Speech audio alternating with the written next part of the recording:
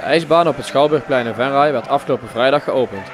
Het is deze week al direct volle bak op het ijs. We hebben 2000 kinderen van de scholen, van alle basisscholen en Rijland zitten erbij die hier elke ochtend en middag komen schaatsen.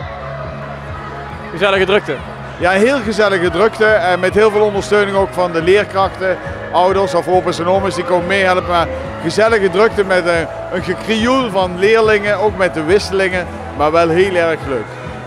En ja, het is vandaag dik over de 10 graden. Levert dat wel problemen op voor de ijsbaan? In principe levert dat niet zo'n probleem op. Ja, we hebben wat last van vocht. En vocht komt langs de buis en valt op de baan. En dan krijg je allemaal bultjes, die moeten we eraf halen. Maar we gaan wat meer ventileren en wat extra verwarming bovenin brengen. En dan lossen we dat ook weer op. Dus geen probleem. Sinds vorig jaar is er op zondagochtend peuterschaatsen. Dit jaar hebben we dat wat uitgebreider aangepakt. De Kiwanis Venray, die hebben de peuterschaatsen omarmd. Dus die zorgen wat voor financiële ondersteuning, wat voor snaperingen. En Boeken Offermans, de makelaar, die geeft voor elk kindje een rugzakje met gezond fruit erin, een kleurplaat en dat soort zaken.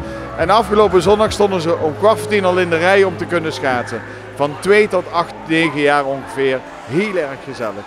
Dus dat was ook ontzettend druk afgelopen zondag? Ja, heel erg druk. En verwacht ik komende zondag nog meer drukte, want dan is dit uitgezonden. Denk je, oh ja, peuterschaatsen.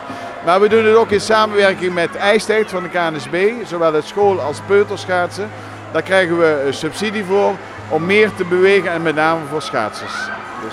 Ja, je hebt toch een subsidie en ook financiële bijdrages. Was het ook weer een hele puzzel om het voor elkaar te krijgen dit jaar? Het is elk jaar een hele puzzel om het bij elkaar te krijgen. We zijn afhankelijk van sponsoring, van bijdragen van de gemeente. We hebben een aantal hoofdsponsors, waaronder Venray Bloeit, Venray Centraal, de Rabobank, maar ook de gemeente Venray en natuurlijk sponsoring in Natura, die zorgen voor inrichtingen en dergelijke. Maar het is een crime, want het kost een hele hoop geld. En natuurlijk de middenstand van Venray en heel veel bedrijven die ons een warm hart toedragen om dat te doen. Volgend jaar weer?